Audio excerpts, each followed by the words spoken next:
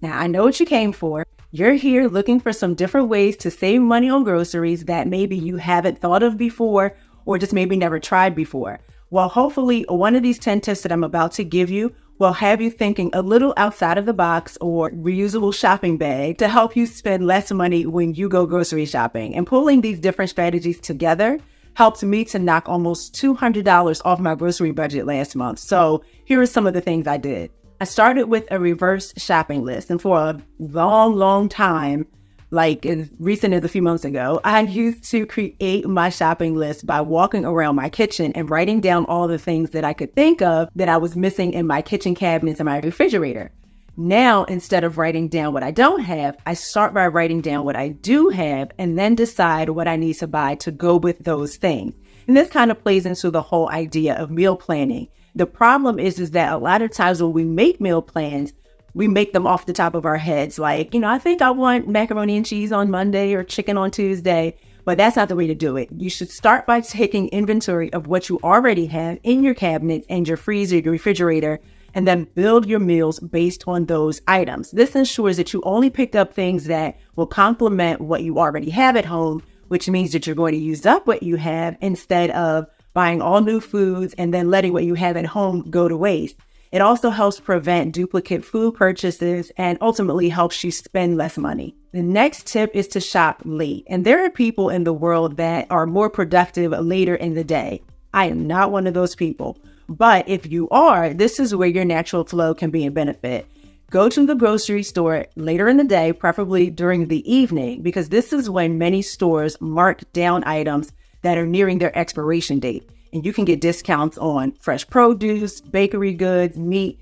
And in my area, they put that bright yellow sticker on the chicken that says reduced for quick sale. Y'all know what I'm talking about. Just make sure if you get that you get it home, cut it up, get it in the freezer as soon as possible. But it is a good way to maybe get quality items at a fraction of the original cost. Carry cash only. Just leave your credit and debit cards at home and bring only a predetermined amount of cash to the store. If you have a budget set and you have a shopping list created, then you know how much money you need and you know how much you can afford to spend. If you only bring that amount of cash to the store, then when the money runs out, that's it. There's no overspending. Just make sure you already have enough gas in your car to get you back home because you won't have any left for that if you run out. But carrying cash only might help you stick to your budget better and avoid buying extra stuff that you might normally buy if you were swiping plastic. Downsize your shopping cart. You know the idea of how using a smaller plate for your meals helps you with portion control so you eat less and then lose weight? Well, the same idea applies to food shopping. At some grocery stores, and there's one that I go to in particular, where you can choose one of those small double-decker carts or even just use a basket while you're walking through the grocery store. And having this smaller vehicle keeps you from filling up the extra space that you have in a larger cart with a whole lot of unnecessary items. And it keeps you more mindful and intentional about what you're grabbing because you know it all won't fit.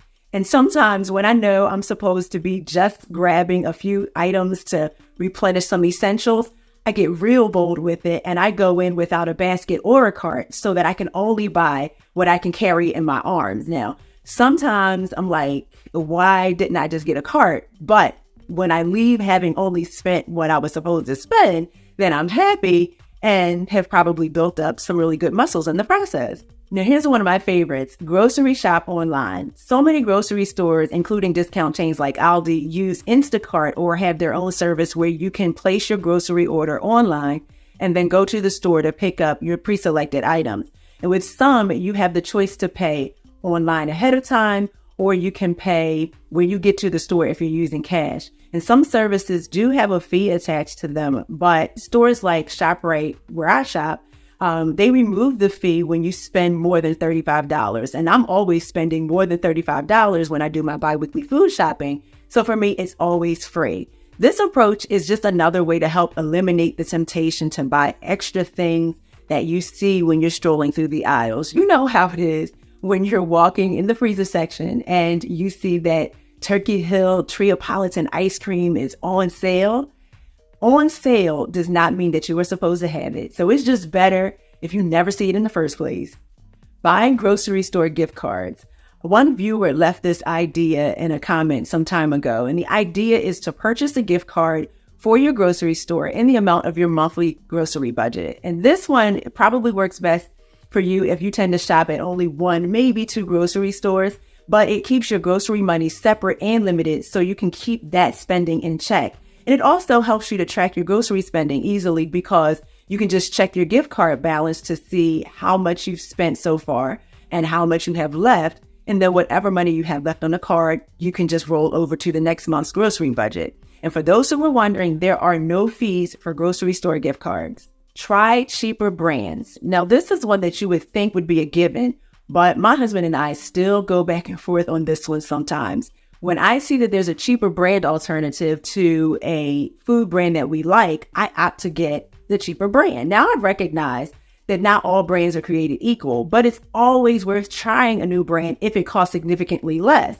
For instance, we like Kellogg's Frosted Mini Wheats, but at regular price, the 24-ounce box costs $6.59.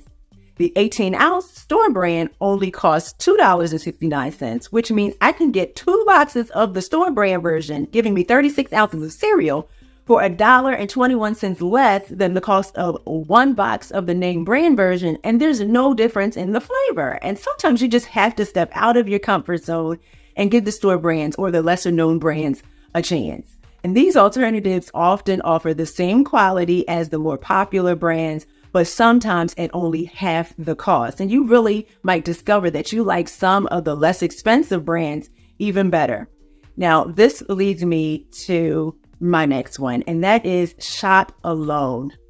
Seriously, leave the kids, leave your spouse at home, leave the dog, anybody that you know is going to be asking for things that are not on your list. Leave them. Do not take them to the grocery store with you, because inevitably they're going to make a convincing case for why you should buy something that you have no business buying, and then you'll end up spending more than you intended. So just with fewer distractions, you can focus solely on your shopping list, making it easier to stay on track and stay within your budget.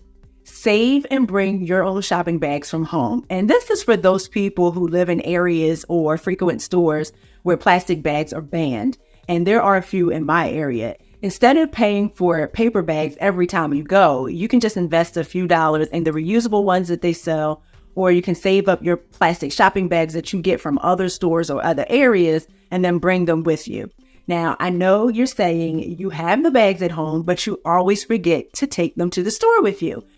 It happens to me too, but my solution is to put a whole stash of them in the trunk of my car, so I always have them when I go to the store. And even if you forget to take them into the store with you, you can just wheel the cart with your purchased items to the car and then bag the items in your trunk, so at least they're not rolling all over the car. Or if you can't get any plastic bags or you don't want to buy the reusable ones, you can turn some old t-shirts into functional shopping bags. Just cut off the sleeves, stitch the bottom shut, and you have a personalized reusable shopping bag.